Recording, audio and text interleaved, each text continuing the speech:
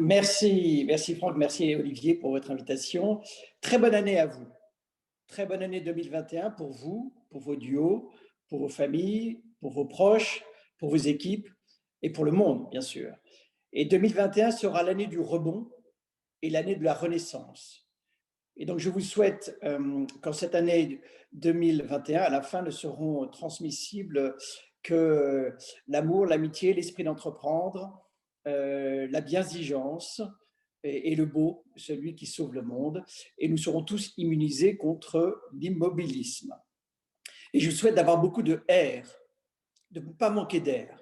R pour résilience, R pour rebond, R pour reset, R pour reboot et R pour renaissance. Car en fait, s'il faut rebondir, c'est que nous sommes en train de vivre une crise. Alors, si on prend un peu de recul, les crises font partie de la vie.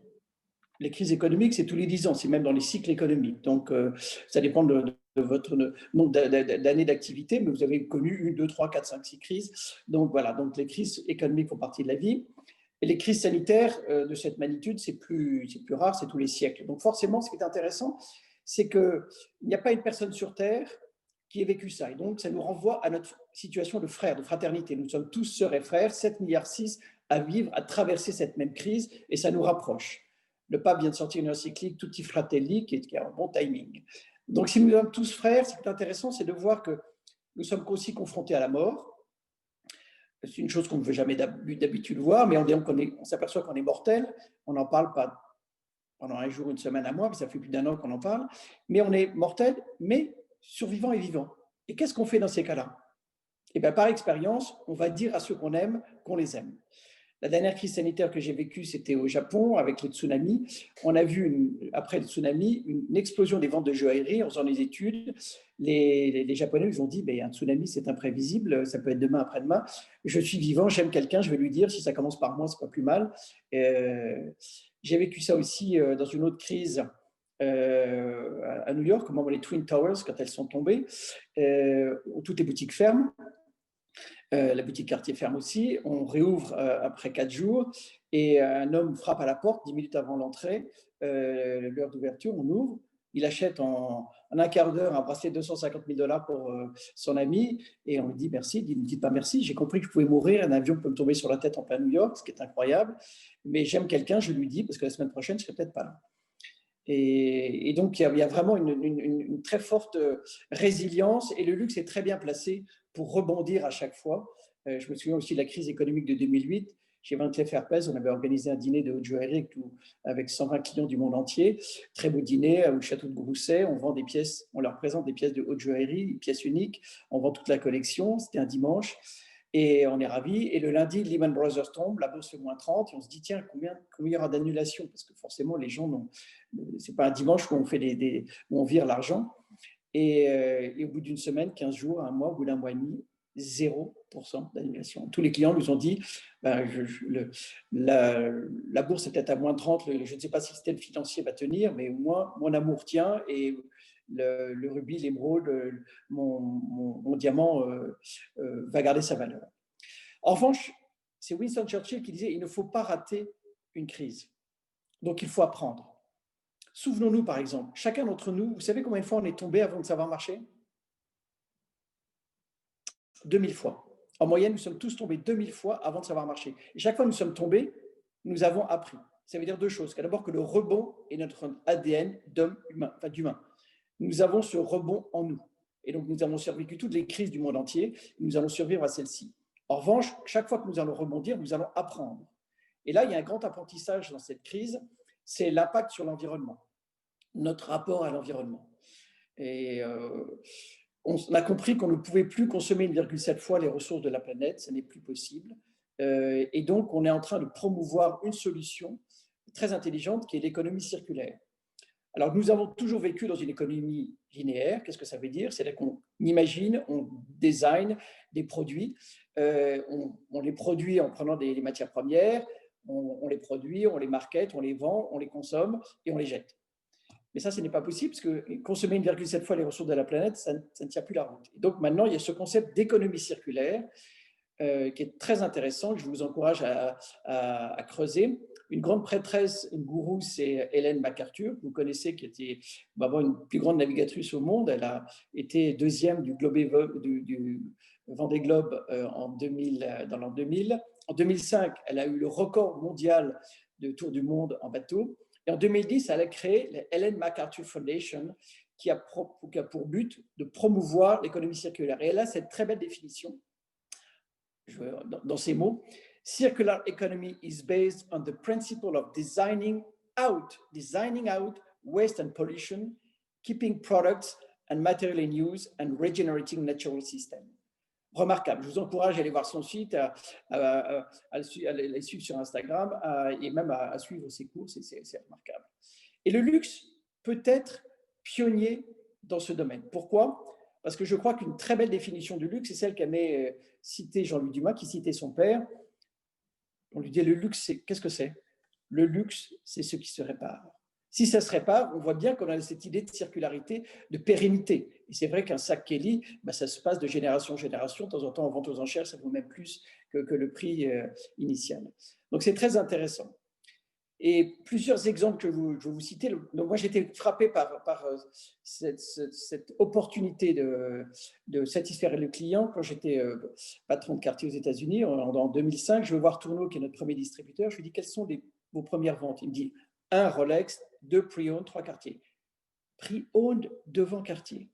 J'ai compris l'intérêt dans l'horlogerie d'avoir cette circularité, de pouvoir conserver les pièces et les revendre. En fait, ça existe dans l'automobile, vous le savez bien. Vous pouvez acheter une Porsche, une Mercedes, une Tesla d'occasion.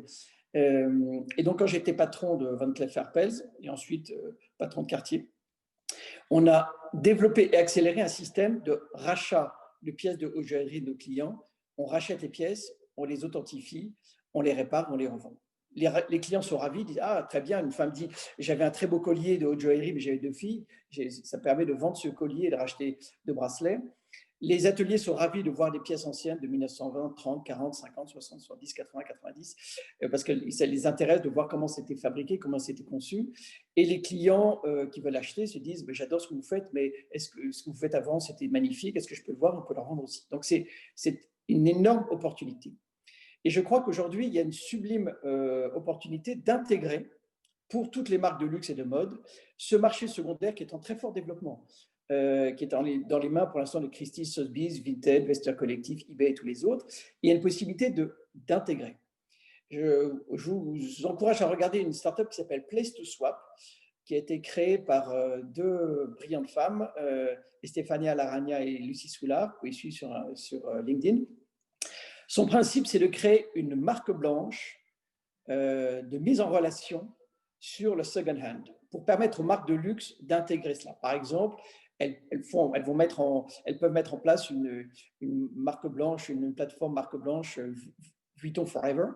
Et dans ce cas-là, sur cette marque, vous voulez vendre, je veux acheter, eh bien, la plateforme nous met en relation et nous sommes invités à aller en boutique. Et à ce moment-là, le sac Vuitton est authentifié, réparé si besoin est, et le vendeur est payé en crédit d'achat sur la marque. Donc, c'est un win-win pour tout le monde. Win pour le vendeur parce qu'il suit l'avis de Marie Kondo, que je vous encourage de lire, L'art de ranger, cette journaliste écrivain japonaise, qui dit: si vous êtes heureux, vide ton armoire, vide ton placard, vide ton coffre, vide ta cave, vide ton grenier. Vous pouvez racheter des produits neufs en vendant vos produits anciens. Donc, c'est un win pour le vendeur. C'est un win pour l'acheteur parce que l'acheteur achète un produit authentifié. C'est une grande claque pour la contrefaçon. Un produit décarboné. Donc, pour les gens qui veulent un style de vie décarboné, ils peuvent acheter en second hand des produits complètement décarbonés. Et c'est un win pour la maison et la marque parce qu'elle fait du trafic boutique, elle enrichit sa CRM en permanence, elle vend avec la même marge parce que c'est elle vend des produits neufs, et elle intègre un marché. Vous savez, toutes les marques de luxe, en fait, on n'a pas arrêté de croître en intégrant des pans d'activité qui étaient externes. À chaque fois, l'idée, c'est de se rapprocher du client. Donc, on a tous commencé designer, ensuite, on a intégré la fabrication, ensuite, le wholesale et les agents, ensuite, le retail, ensuite, le e-commerce, et maintenant, c'est la possibilité d'intégrer le re-commerce. Donc, c'est vraiment une idée brillante avec énormément d'avantages. Et puis, il y a ce que dit, c'est très intéressant, cette citation de Recycle, Rent, Buy Vintage, Resell. What is important is to extend the life of our clothes. C'est important de dire qu'il faut pouvoir recycler, revendre. Et puis, à la fin, des produits à intégrer. Regardez une très belle start-up aussi qui est Revalorem, qui a été créée par deux serial entrepreneurs, Éric Lejean et François-Marie Barès, qui s'appelle Revalorem. Eux, c'est très intéressant, ils s'intéressent aux produits invendus ou aux malfaçons et se dire cette fin des produits, qu'en faire? Qu'est-ce qu'on peut en faire de façon intelligente? Autrefois, on les brûlait ou on les détruisait, on les broyait. Mais vous vous souvenez peut-être du scandale qui a eu lieu au moment de Burberry, quand ils avaient brûlé plus de 80 000 pounds de produits. C'est un scandale. Il y a une loi maintenant, la loi anti-gaspillage et pour l'économie circulaire, qui interdit de détruire ces invendus. Et Revalorem a cette idée brillante de démonter manuellement tous ces souliers, ces bracelets de montre, ces sacs, pour pouvoir récupérer les matières premières. Donc, c'est très intelligent, c'est bon pour la planète, c'est un win pour tout le monde. Donc, allez voir aussi sur leur site Revalorem et suivez Éric Lejean et François-Marie Barès sur LinkedIn aussi, c'est très amusant. Regardez Ruinart aussi. Alors là, c'est le packaging. Ruinart, ils ont gagné cette année le Grand Prix du luxe simplement avec cette idée brillante de dire transformons nos coffrets, qui étaient des coffrets en carton, pour le mettre avec une seconde peau qui est fabriquée en cellulose, des fibres de cellulose 100% recyclables. Donc vous voyez, je pense que c'est important de bien comprendre que tous les clients du monde entier vont demander maintenant à chaque marque leur bilan en disant qu'est-ce que vous faites, quel est l'impact de ce produit que j'achète sur sa conception, sa fabrication, sur le packaging, sur la planète. Est-ce que c'est un impact neutre, orange, positif, vert, négatif, rouge? Et donc, il y aura un impact très important. Il est clé que chacun d'entre nous, d'entre vous, au moment du design, réfléchisse à cela. Je sais que toutes les équipes de L'Oréal actuellement sont en train de réfléchir sur, dès le démarrage, designer les produits et les packaging et les emballages et tout pour avoir un impact positif sur l'environnement. Et cette loi sur l'économie circulaire et le gaspillage qui est entrée en application en 2020 et qui s'accélère chaque année d'année en année et qui évite le gaspillage est très intéressante. D'autres initiatives qui sont aussi très intéressantes, c'est la formation. Il est important de se former. Parce qu'il faut former les futurs Global Circular Officers de toutes nos entreprises. Et pour ça, je vous ai parlé de la Fondation Ellen MacArthur. Et je voulais parler aussi d'une initiative qui va être mise en place par Pierre et Emmanuel Saint-Esprit, qui est le brillant fondateur d'une start-up qui s'appelle ZAC, qui a été créée il y a 4 ans. Son principe, c'est très simple, c'est de s'attaquer et de résoudre le problème du futur de tous nos appareils électroniques, de nos téléphones, de nos ordinateurs, de tous nos appareils qui dorment dans les tiroirs ou qui fermissent dans les placards.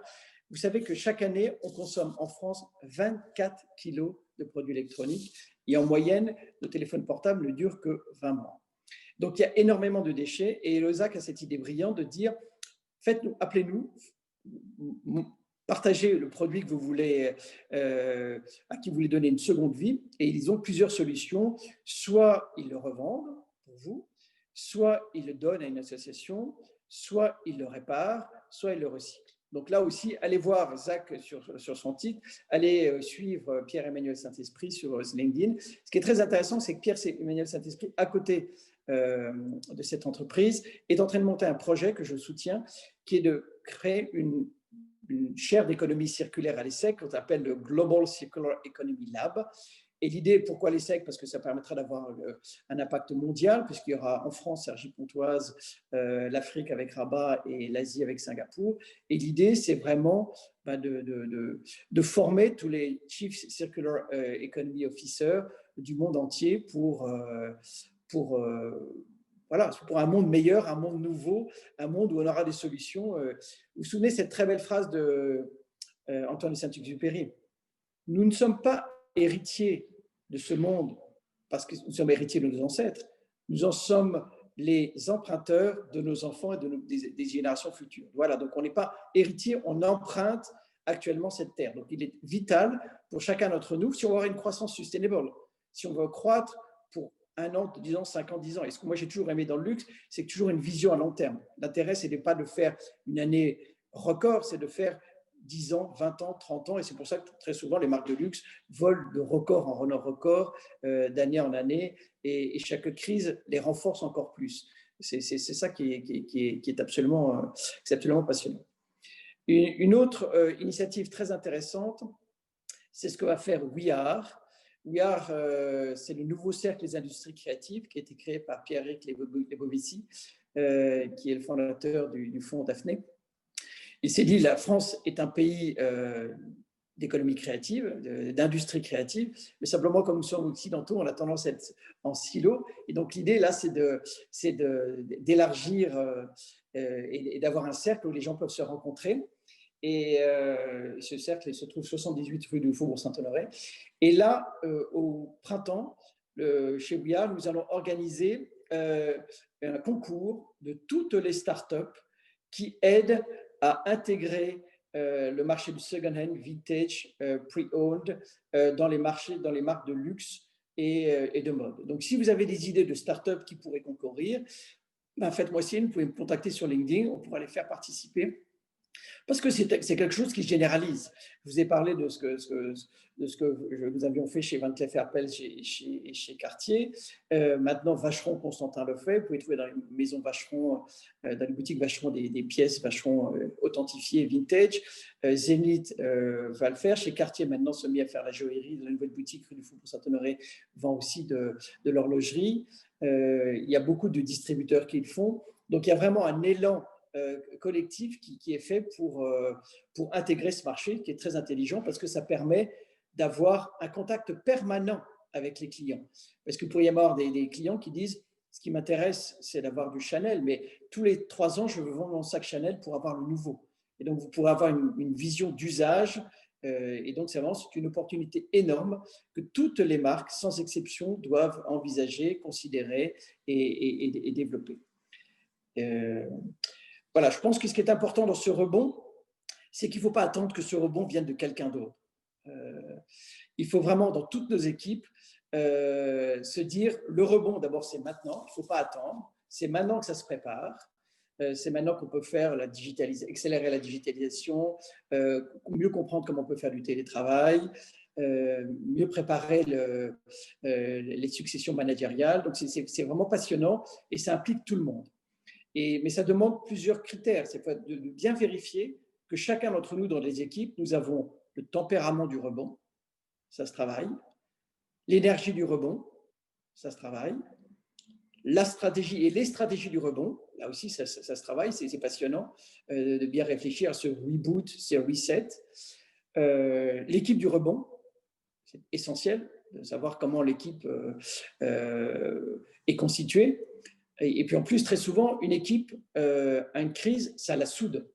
Moi, je fais beaucoup de bateaux. Quand on traverse une tempête, ça soude l'équipe. Donc, c'est vraiment un ferment d'unité. La gouvernance du rebond, il est essentiel d'avoir une bonne gouvernance dans une équipe. Et c'est passionnant aussi et bien travailler pour la bonne gouvernance. La créativité du rebond, il est essentiel aussi d'avoir une créativité. On ne peut pas, après une post-Covid, produire les mêmes choses, les vendre de la même façon, faire la même publicité. Donc, il faut faire preuve d'une créativité. Et c'est très stimulant. Et puis, l'agilité du rebond. Donc, le tempérament, l'énergie, la stratégie, l'équipe, la gouvernance, la créativité et l'agilité. C'est tout ce qu'il faut travailler et c'est passionnant et c'est très intéressant. Je vous propose maintenant de répondre à vos questions sur ce sujet du rebond et cette opportunité majeure.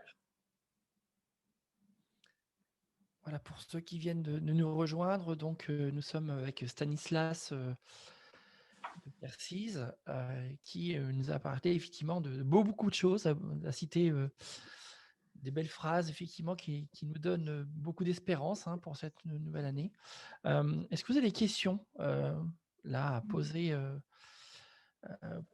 Alors, on a une question d'Alexandra qui nous demande, pouvez-vous rappeler le nom de cette plateforme de mise en relation sur les articles de seconde main cités en début Oui, alors, elle s'appelle Place to Swap, qui est écrit Place, P-L-A-C-E, ensuite le 2, le chiffre 2, et Swap en anglais, S-W-A-P, Place to Swap. Et les deux fondatrices sont Lucie Soulard, S-O-U-L-A-R-D, et Estefania Laragna, L-A-R-A-2-N-A-G-A. Vous les trouvez sur LinkedIn et sur Je viens de partager le lien de leur société directement dans le chat. On a... alors, est-ce que vous seriez... Alors, il y aurait une personne qui s'appelle Monsieur Saint-Esprit qui serait spectateur. Est-ce que vous accepteriez qu'il prenne la parole avec vous? Tout à fait, tout à fait. Parce que Pierre-Emmanuel Saint-Esprit est la personne dont je vous ai parlé, le brillant fondateur de ZAC et le promoteur de cette Global Circular Economy Lab que nous avons fait avec les 5 000. Tout à fait, donné la parole. Normalement, il a le... Bonjour à toutes et à tous, merci beaucoup. Effectivement, je viens d'être unmuté. Ravi. Bonjour Stanislas, bonjour Benoît et merci, bonjour Olivier, merci beaucoup pour cette opportunité. On vous écoute. Ouais, enchanté, effectivement. Donc, je suis le directeur général de ZAC. Stanislas l'a présenté en détail. Notre mission, c'est vraiment d'éradiquer le gaspillage électronique, très conséquent, 53,7 millions de tonnes de produits électroniques gâchés chaque année. On a besoin de créer des solutions faciles d'utilisation et faciles, effectivement, en termes d'expérience utilisateur, en termes d'ambition pour pouvoir apporter des solutions concrètes, permettre à chacun et à chacune de se séparer de produits électroniques usagés en leur assurant une seconde vie. Et comme l'a dit Stanislas, il y a quelque chose qui me tient aussi énormément à cœur, c'est de former les personnes qui, dans les entreprises demain, pourront, d'une certaine manière, répandre ces méthodologies d'économie circulaire qui répondent vraiment à des méthodologies précises, à des schémas. Il faut les enseigner au-delà du discours et il faut donner des techniques, d'une certaine manière, pour les managers de demain. D'où ce projet, effectivement, qui sera lancé en septembre 2021, en septembre prochain, avec l'ESSEC, l'ESSEC Global Circular Economy Lab, pour lesquels je serai plus que ravi de répondre à vos questions. Nous sommes à la recherche de partenaires. On crée tout un écosystème en fait d'acteurs qui participeront, des acteurs publics, des acteurs privés, des acteurs innovants, des personnalités ou simplement des curieux. Donc n'hésitez pas si vous souhaitez se joindre au projet. Avec plaisir pour partager mon adresse mail, by the way, pour ceux qui souhaiteraient offline échanger sur ce projet. J'ai été formé aussi par la Fondation Hélène MacArthur, qui évoquait Stanislas, donc preneur aussi d'échanges pour ceux qui souhaiteraient savoir comment peut-être plus se spécialiser, comment avoir accès à ces formations, comment rentrer dans cet écosystème qui se développe de plus en plus, assez naissant en France, très présent dans d'autres pays, par exemple en Finlande. La Fondation Hélène MacArthur est basée avant tout en Angleterre et il y a pas mal de réseaux en Europe, mais en France, on en est encore peut-être à certains débuts, donc avec plaisir pour creuser cela pour celles et ceux qui seraient intéressés.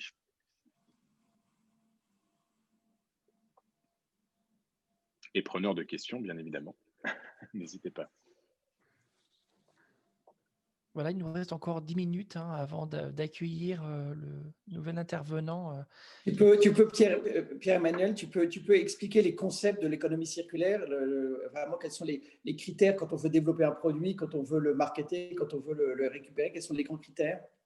Avec grand plaisir. En fait, le principe, c'est qu'effectivement, on passe d'une économie donc dite linéaire, un tech, make, dispose, on produit quelque chose, derrière on le vend et ensuite on le jette directement, à une économie circulaire qui, au contraire, comme le disait Stanislas, design outweight, c'est-à-dire que dès le début du produit, on cherche à penser sa seconde vie, sa troisième vie, sa quatrième vie, et il faut anticiper ça dès le début, à la fois les ressources, effectivement, que l'on va consommer pour toute la vie du produit et à la fois le fait que le produit va être réutilisé plusieurs fois. En fait, on est obligé d'internaliser ça dès le début et de construire toute la chaîne de valeur en anticipant. Sinon, lorsque le produit aura eu une première utilisation, on ne saura pas quoi en faire, on le jettera directement.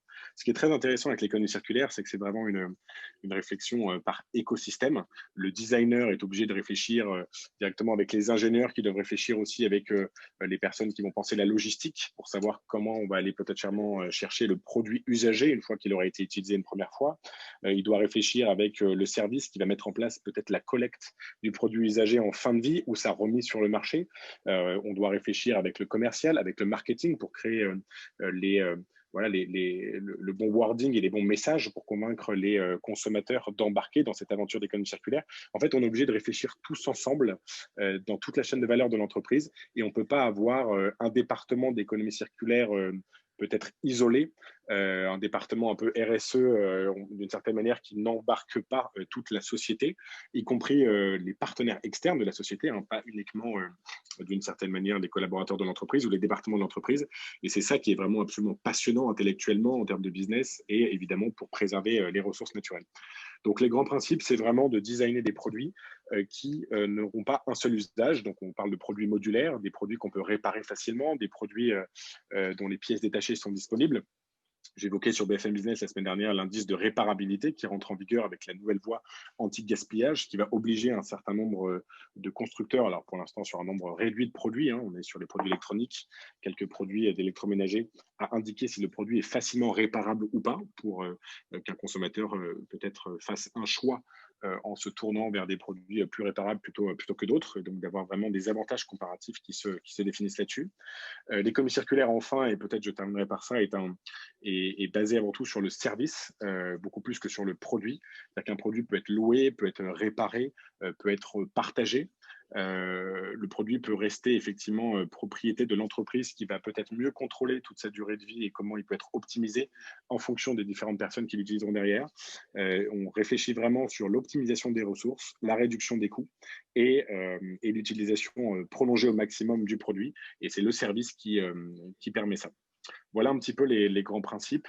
Il y a différentes effectivement méthodologies qui permettent d'embarquer vos entreprises d'abord pour sensibiliser vos collaborateurs tout simplement sur qu'est-ce que c'est, des premières séances tout simplement d'acculturation et ensuite des méthodologies précises pour créer des nouveaux produits et services ou repenser des produits et services existants, pas tout chambouler, les repenser pour qu'ils soient plus circulaires.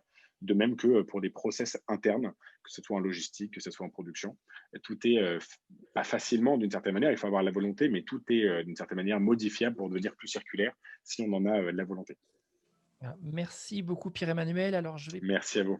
une nouvelle question de la part de Julie Condémy qui nous demande, avec ce rebond, quels sont les métiers émergents dans le luxe? Les métiers émergents, c'est globalement tout ce qui est… D'abord, forcément, c'est une accélération. Chaque crise est une accélération. Donc, c'est tout ce qui est digitalisation. On a parlé tout à l'heure de l'explosion de la part des ventes en e-commerce. Au moment, évidemment, où le retail était fermé, ça basculait tout en e-commerce. Donc, tout ce qui est digital, tout ce qui est, à mon avis, les marchés autour du second-hand vintage qui vont être importants.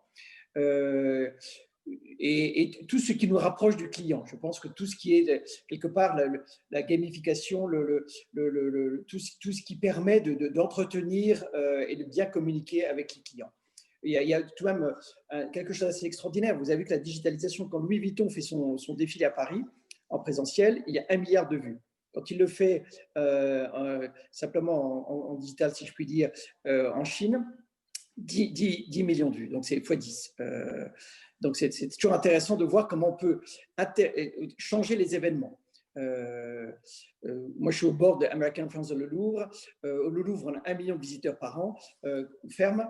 Et donc, on a digitalisé en 3 mois, on a eu par des visites digitales 1 million de visiteurs en 3 mois. Donc là aussi, cette possibilité de digitaliser. Je pense qu'il y a quelque chose aussi d'important dans une crise, c'est de prendre compte, on prend compte qu'on est mortel, qu'on a globalement entre 1 seconde et 110 ans à vivre, et qu'il est important de se préoccuper de la transmission. L'économie circulaire, c'est se préoccuper de la transmission, cette planète pour les générations futures. Et quelque part, humainement, on a un problème avec la transmission parce que je pense qu'on se croit toujours éternel. Sachez qu'en France, il y a 1/3 des entreprises qui disparaissent parce que le fondateur ou la fondatrice disent « oui, transmettre un jour, mais ce n'est pas le sujet ». Et quand ça devient le sujet, c'est trop tard. Je suis au bord de la fondation Rémi Cointreau dont le but, c'est d'aider à la transmission. Je vous conseille de voir aussi Nadia Nardonnet avec Transmission Lab qui travaille pour la transmission. Et c'est important de pouvoir transmettre. Et alors, vous avez un merveilleux contre-exemple actuellement avec Donald Trump bon, lui, sa stratégie, il y a 3 choses qui l'intéressent, me, hide, myself, donc c'est un peu court. Et là, on voit bien que la transmission, c'est quelque chose qui ne passe pas dans son esprit. Or, dans la vie, quoi qu'on fasse, il faut prendre sa place, tenir sa place, laisser la place. Et c'est important que dans tout ce que l'on fait, on se dit, il faut transmettre. De même qu'il faut transmettre aux forces de vente en retail toutes l'histoire des produits, comment on transmet au client final les storytelling et l'histoire et la destinée de nos produits. Donc, c'est ça qui est absolument passionnant. Donc, je pense que c'est une crise, il y a beaucoup d'opportunités dans une crise de toucher une énergie profonde, de rebondir, parce que je vous l'ai dit, le rebond fait partie de notre ADN humain. Et donc, soyons pleinement humains, bénéficions d'un bon rebond et rebondissons tous ensemble, parce que l'idée, bien sûr, c'est de le faire collectivement pour un monde meilleur. Voilà. Un dernier mot, Olivier, je me permets. 700 000 nouveaux emplois créés par l'économie circulaire d'après les évaluations du Green Deal de la Commission européenne. Donc, pour compléter ce que dit Stanislas, et spécifiquement sur l'économie circulaire, ça sera un domaine comme le digital, complètement en phase avec Stanislas, qui sera pourvoyeur de nombreux emplois. Il y a des nouveaux métiers comme trader de déchets, designer de sobriété, analyste des flux de matière qui n'existent pas encore beaucoup. Et puis, on parlait du Chief Circular Officer, qui demain seront les métiers de demain. Je pense que ça sera une révolution aussi impactante que celle du digital, donc préparons-nous. Merci pour cette précision. Une dernière question d'un anonyme, alors je ne sais pas effectivement qui c'est. Bonjour, monsieur Anonyme. Demande, est-ce que cette crise actuelle va créer des nouvelles opportunités ou de l'émergence de nouvelles marques dans le luxe, ou est-ce que ça va à nouveau renforcer les mastodontes? Vous avez partiellement répondu déjà à cette question. Ouais, je crois que chaque crise offre des opportunités. Vous connaissez ce proverbe anglais, if you have a lemon, make a lemonade. Donc, quoi qu'il arrive, on peut en faire quelque chose. Donc, une crise, il y a des opportunités. Oui, donc je pense qu'il y a des nouvelles marques qui vont émerger. Il y a toujours des nouvelles marques qui émergent. Chaque décennie, vous avez des nouvelles marques qui émergent. Regardez Richard Mille qui fait un très, très beau parcours en horlogerie, Valérie Messica en joaillerie. Il y a beaucoup de nouvelles marques. Il y a toujours de la place pour des nouvelles marques. Et en plus, je pense que là, il y a des nouvelles angles, parce que ceux qui vont mieux répondre d'un point de vue environnemental ou d'un point de vue digital vont prendre un edge. Donc, c'est un accélérateur. Si on répond ce souci de l'économie circulaire, si on comprend l'avantage du second hand, si on comprend la digitalisation, si on comprend bien la transmission, oui, il y a d'énormes opportunités. Et je pense que, comme d'habitude, le luxe va s'accélérer. Globalement, le luxe s'accélérer parce qu'on a envie de dire à quelqu'un qu'on l'aime, on a envie de transmettre quelque chose pour l'éternité. Donc, je pense que oui, c'est un accélérateur. Encore faut-il le faire avec intelligence et avec des stratégies, avec une très bonne gouvernance.